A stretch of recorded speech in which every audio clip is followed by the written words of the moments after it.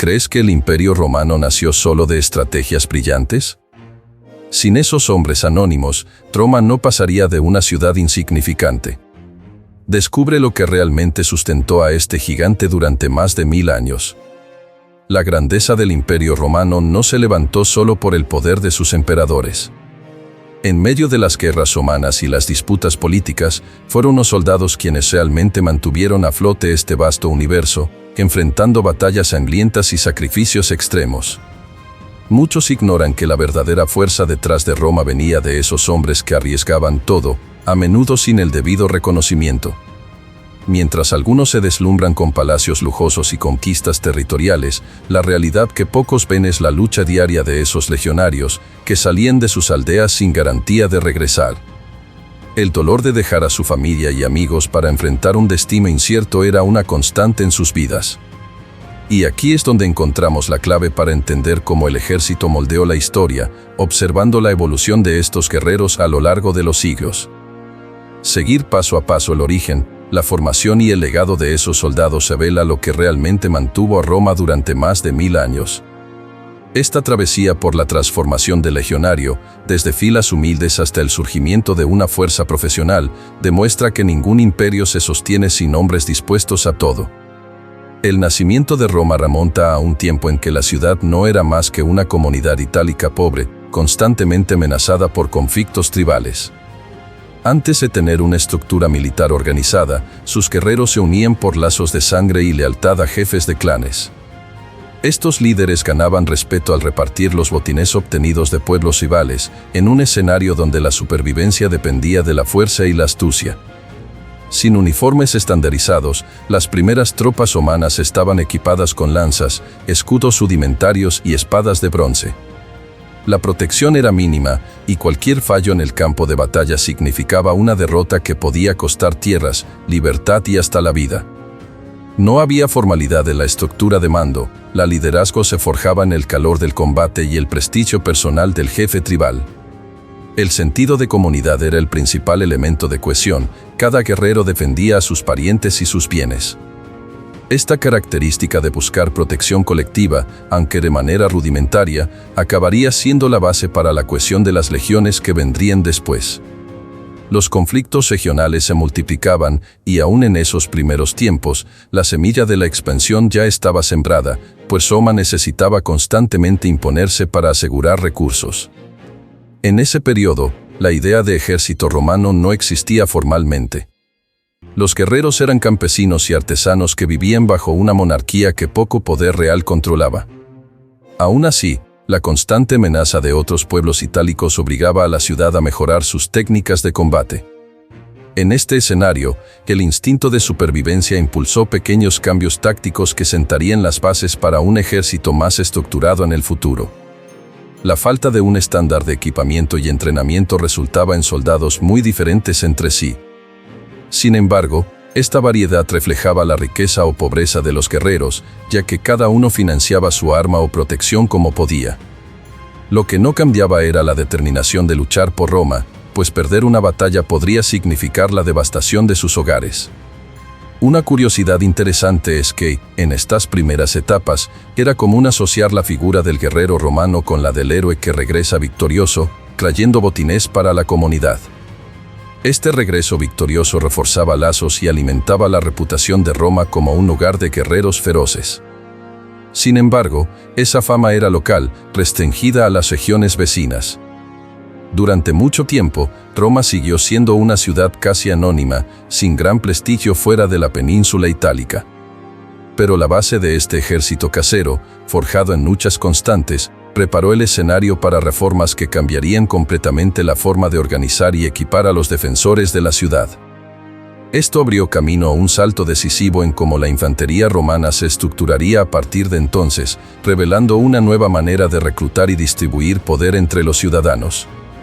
El reinado de Servio Tulio trajo el primer gran punto de inflexión en la organización militar romana. En lugar de guerreros informales, surgió un modelo en el que la capacidad financiera de cada ciudadano definía su lugar en la formación de batalla.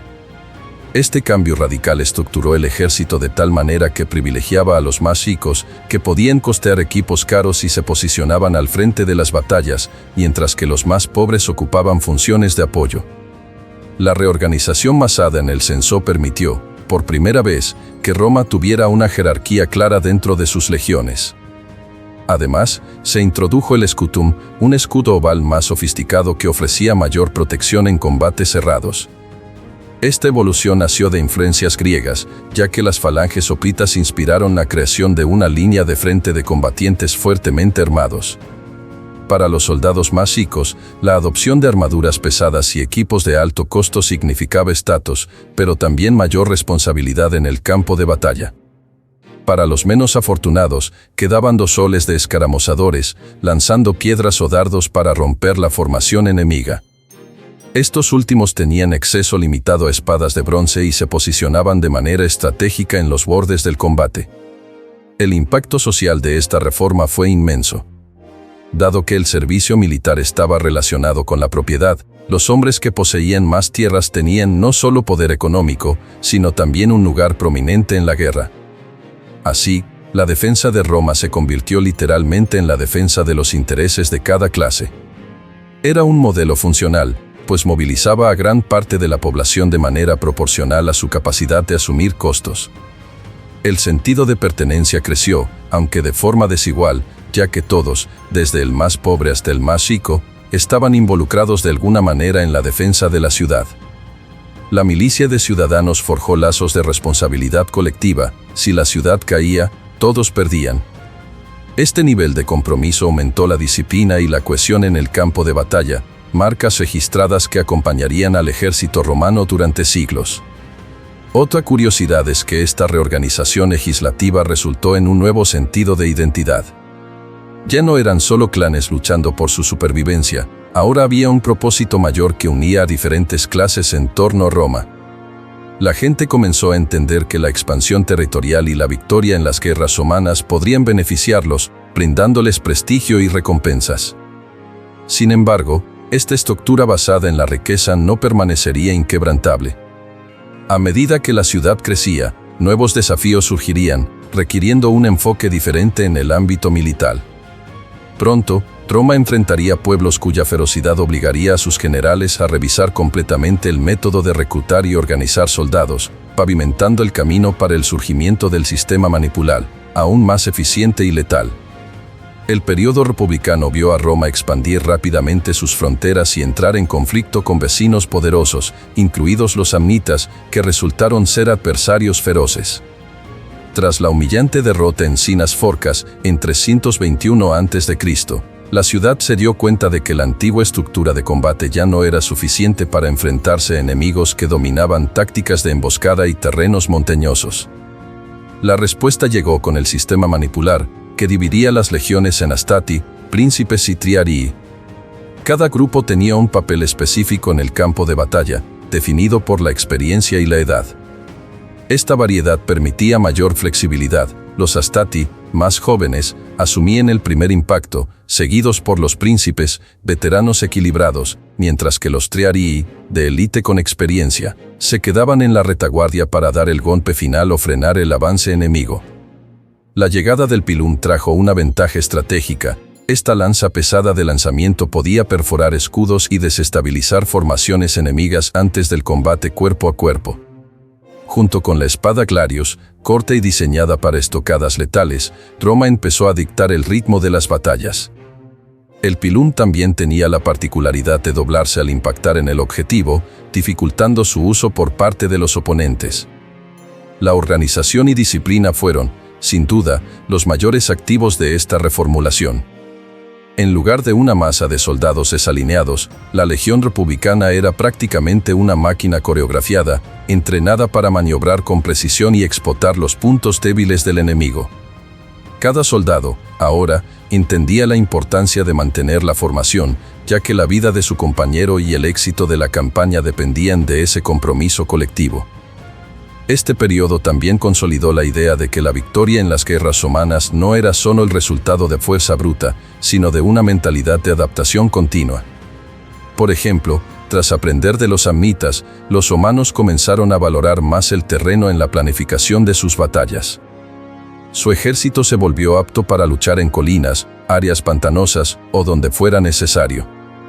Los soldados de esa época empezaron a tener acceso a equipos más estandarizados, aunque las diferencias de clase no habían desaparecido por completo. Casco, cotas de malla y pecheras básicas se proporcionaban a aquellos que podían costearlo, pero la creciente estandarización indicaba que Roma empezaba a ver al ejército como una institución en evolución, y no más como un grupo ocasional de ciudadanos. A medida que Roma ganaba prestigio y se consolidaba como fuerza dominante en la península itálica, una nueva reforma vendría para superar los límites del servicio militar basado en la propiedad. Las conquistas se multiplicaban, pero necesitaban la presencia constante de tropas, abriendo paso a una transformación que convertiría al soldado romano no solo en un ciudadano armado, sino en un profesional al servicio del Estado. La creciente fuerza de Roma exigía un ejército más estable, y fue Cayo Mario quien revolucionó el reclutamiento al abrir las puertas a cualquier voluntario, sin importar su riqueza o posesiones. Este paso marcó la ruptura definitiva con el modelo anterior. Ahora, hombres sin recursos podían unirse a las legiones, recibir entrenamiento, equipamiento estandarizado y un salario que los convertía en profesionales. Las armas clásicas, como el gladius y el pilum, continuaron presentes, pero el gran cambio fue la introducción de la cohorte, que reemplazaba las formaciones manipuladas. La cohorte era más grande y versátil, y reforzaba el sentido de unidad dentro de la legión, que podía contar con subdivisiones autosuficientes, capaces de ejecutar misiones sin depender totalmente de las demás. El sentimiento de fidelidad del soldado empezó a dirigirse hacia el general, especialmente si éste era un líder carismático, capaz de garantizar recompensas financieras y tierras después del servicio militar. Sin embargo, esto también trajo riesgos de lealtades particulares, ya que algunos generales podían usar sus legiones para intereses políticos personales. Aún así, para el soldado común, este sistema ofrecía oportunidades de ascenso social. La estandarización del equipamiento avanzó. Cada legionario recibía escudos grandes y rectangulares, caligue, las famosas sandalias militares reforzadas, y la pugio, una daga útil tanto para combates de emergencia como para simbolizar el estatus de legionarios. El aspecto de las legiones se volvió más homogéneo, aumentando la sensación de identidad y camaradería entre sus filas. La profesionalización también trajo un entrenamiento intensivo y constante, dejando de lado la lógica de milicia que movilizaba tropas solo en caso de necesidad. Estas tropas permanentes se convirtieron en la espina dorsal de la expansión romana, enfrentándose a guerras en diferentes frentes con mayor eficiencia y rapidez de respuesta. Caminar largas distancias y montar campamentos fortificados se volvió rutina. Los soldados empezaron a enfrentar campañas más extensas, luchando en tierras lejanas y asimilando diversas culturas. Esto sirvió para que Roma difundiera sus costumbres, pero también absorbiera prácticas de pueblos extranjeros. El intercambio cultural se reflejaba en los campamentos, donde el idioma, la religión y hasta la cocina se mezclaban, forjando lazos que trascendían la vida militar. Con Mario, el ejército romano dio un salto en organización y profesionalismo, abriendo paso a figuras históricas que usarían ese poder militar de forma decisiva. Las reformas trajeron tal eficiencia que, en el periodo imperial, perfeccionar este modelo se volvería esencial para mantener la cohesión de un imperio que se extendía por 3 continentes y exigía control permanente de sus fronteras. Augusto, el primer emperador de Roma, heredó un ejército profesional, pero necesitó adaptarlo a la realidad de un estado que ya no era solo una república en expansión, sino un vasto imperio. Redujo el número de legiones a 28, creando una fuerza más compacta, pero altamente entrenada, completamente dedicada a mantener el orden y cumplir con sus políticas. La lorica segmentata se convirtió en el símbolo de este periodo, sustituyendo en parte la cota de malla. Formada por placas de metal articuladas, esta armadura protegía el tronco y permitía mayor movilidad. Se completaba el conjunto con cascos de mejillas móviles y escudos más ligeros y rectos, perfectos para la formación en línea y para las largas y constantes marchas del ejército imperial. La legión, en esta fase, se consolidó como la mayor fuerza de romanización de las provincias. soldados de diferentes partes del imperio eran convocados, recibían un entrenamiento estandarizado y, al regresar a sus regiones, llevaban elementos de la cultura romana. Caminos, acueductos y fortalezas surgieron, ampliando la presencia militar y civil de Roma, todo orquestado por este ejército fijo y disciplinado. Además del aspecto técnico, la institucionalización del soldado romano alcanzó otro nivel. Había reglas de reclutamiento, pago regular, sistema de pensiones y terrenos al final del servicio. Esta profesionalización solidificó la fidelidad de los legionarios, que ahora veían en el uniforme un camino hacia la subsistencia y el ascenso. La disciplina, que antes era fruto de la necesidad, se convirtió en una virtud incorporada a la identidad romana. Aún así, la rutina no era sencilla. Guardar fuertes en regiones distantes requería disciplina, resistencia al clima y, a menudo, interacción con pueblos de culturas muy diferentes. Fronteras como el limes germánico demandaban vigilancia continua, patrullas constantes y batallas esporádicas, manteniendo a cada soldado en estado de alerta. Con Augusto y sus sucesores, el ejército romano vivió su auge, pero la propia grandeza trajo desafíos. Mantener fronteras tan extensas consumía recursos inimaginables, exigiendo atención especial a la logística y a la administración de recursos humanos. Fue entonces que la presencia de tropas auxiliares aumentó, incorporando soldados bárbaros, nómadas y otros pueblos para reforzar las filas romanas. El esplendor del Alto Imperio se sustentó en la eficiencia militar sin precedentes. Sin embargo, con el paso del tiempo, presiones internas y externas comenzaron a aparecer, exigiendo nuevas adaptaciones para mantener el control de las provincias. La era de conquistas triunfales dio paso a un periodo en el que la defensa de las fronteras pasaría a ser el foco principal, desencadenando cambios significativos en la composición de las legiones. El ritmo acelerado de expansión terminó por dar lugar a un esfuerzo continuo para defender territorios que se extendían desde Britania hasta el Medio Oriente. Emperadores como Adriano se dedicaron a consolidar fronteras, construyendo fortificaciones monumentales, como la muralla de Adriano en el norte de Britania. En este escenario, las legiones precisaban adaptarse a las condiciones locales, siendo común encontrar variaciones en armaduras, escudos e incluso tácticas de combate. La creciente presencia de soldados reclutados en regiones distantes del imperio trajo influencias culturales y militares diversas. Bárbaros, galos, ibéricos y otros grupos comenzaron a componer las tropas auxiliares, sumando diferentes técnicas de combate, como el uso de arcos compuestos o caballería especializada.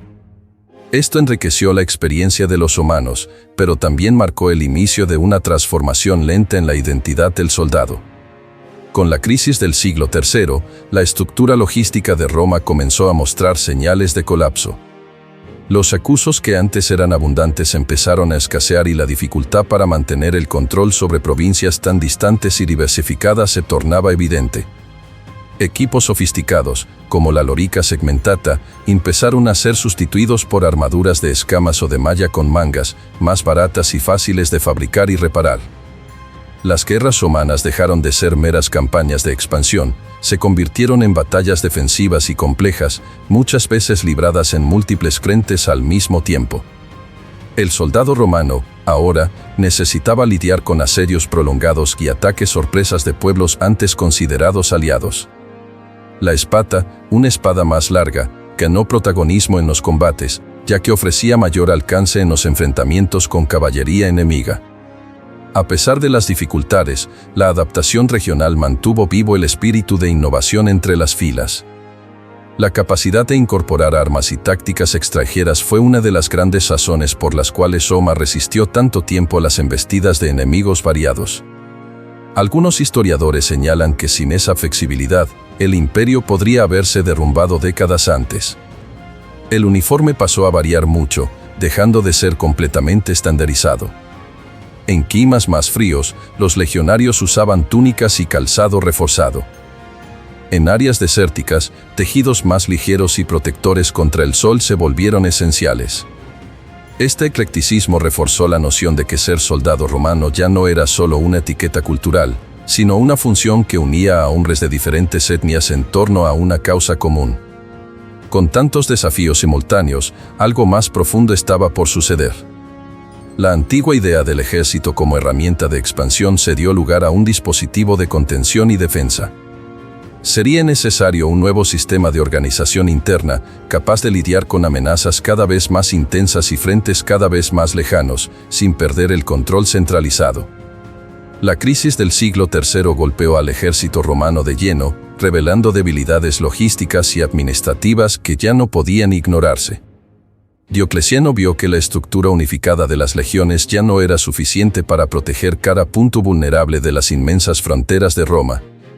Así, optó por dividir las tropas en limitanei, ubicadas a lo largo de las fronteras, y comitatenses, formadas por unidades móviles destinadas a enfrentar de inmediato cualquier amenaza que surgiera en el interior del imperio. Los limitanei, muchas veces mal equipados y mal remunerados, se fijaban en fortificaciones regionales, asumiendo la función de guarnición constante. Mientras tanto, los comitatenses formaban una fuerza de élite mejor preparada, lista para desplazarse donde la situación fuera más crítica.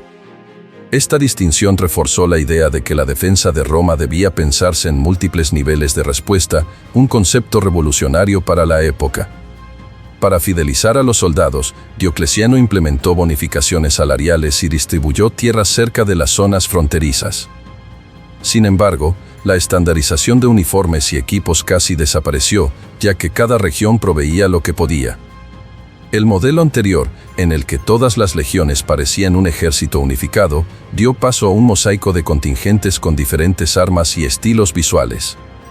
Bárbaros como godos y francos fueron reclutados en gran número, llenando vacíos de mano de obra y trayendo sus propias tradiciones de combate.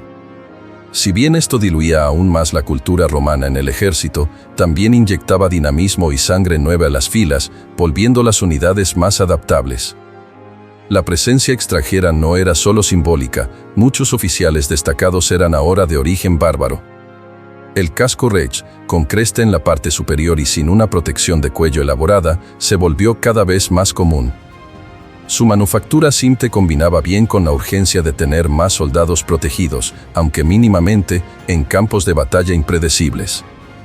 Las armas de asta y los arcos ganaron mayor relevancia, ya que Roma descubrió que necesitaba tropas versátiles para cubrir las brechas abiertas por los invasores. Las legiones ya no eran vistas como unidades homogéneas, y la propia idea de un ejército romano monolítico comenzaba a disolverse. Cada región enfrentaba amenazas específicas y, muchas veces, las tácticas exitosas en una parte del imperio fracasaban completamente en otra. La antigua noción de invencibilidad del soldado romano sufría golpes, poniendo en riesgo la cohesión interna. Aún así, este periodo marcó el génesis de una organización militar más compleja que inspiraría futuros cambios. A pesar de todas las dificultades, la reestructuración impulsada por Diocleciano mantuvo al imperio en funcionamiento por un siglo más, preparando el terreno para la formación de tropas aún más especializadas, conocidas por su prestigio y eficiencia en tiempos de crisis. Con el paso de los años, las unidades móviles de élite cobraron tal importancia que algunos regimientos se destacaron como la crema de las fuerzas romanas, los palatini. Actuaban tanto como guarda personal del emperador como fuerza de choque en campañas urgentes. Su uniforme, aunque variado, exhibía crestas elaboradas y escudos vistosos, facilitando su identificación en el campo de batalla.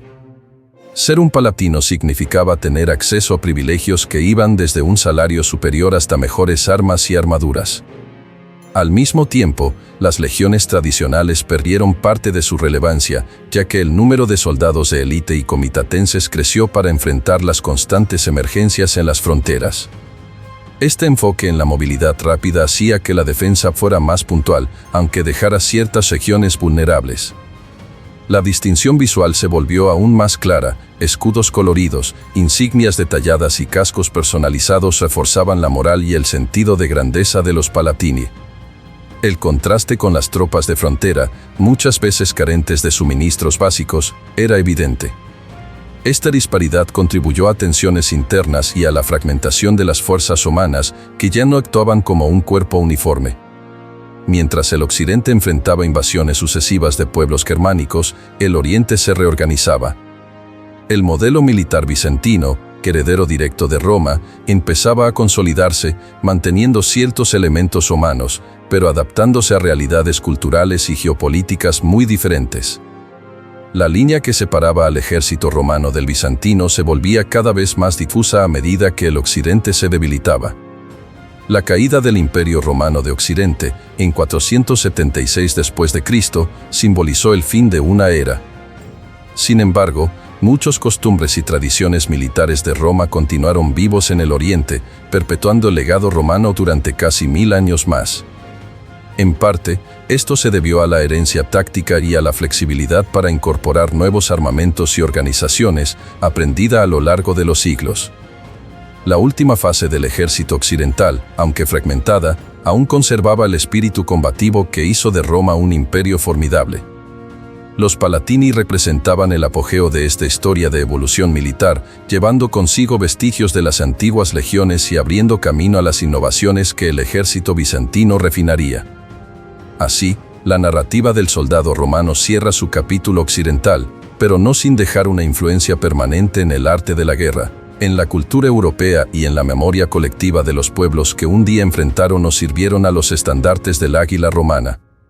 Esta transición hacia el ejército bizantino marcaría la continuidad de costumbres y técnicas, manteniendo vivo el legado de Roma de una manera inesperada. La historia del soldado romano, en cada una de sus fases, es un reflejo de los cambios políticos, económicos y sociales que moldearon el destino de Roma a lo largo de más de 1000 años. Es impresionante notar cómo hombres de diferentes orígenes, culturas y clases sociales fueron integrándose y transformándose en la columna vertebral de un imperio que se extendió por 3 continentes. Y, a pesar de toda la grandeza, estos legionarios enfrentaban dolores diarios, añoranzas de sus tierras y la constante incertidumbre del mañana. Te invito a reflexionar sobre cómo tus elecciones personales podrían haber sido diferentes si estuvieras en su lugar. Al fin y al cabo, sin el compromiso y la resiliencia de estos soldados, el Imperio Romano no habría perdurado tanto. Ahora, déjame en los comentarios tus impresiones sobre cómo estos guerreros moldearon el mundo antiguo. Cada detalle de la armadura, cada lanzamiento del pilum y cada marcha en territorio desconocido cuenta un poco del alma de Roma, que vive hasta hoy en nuestra cultura.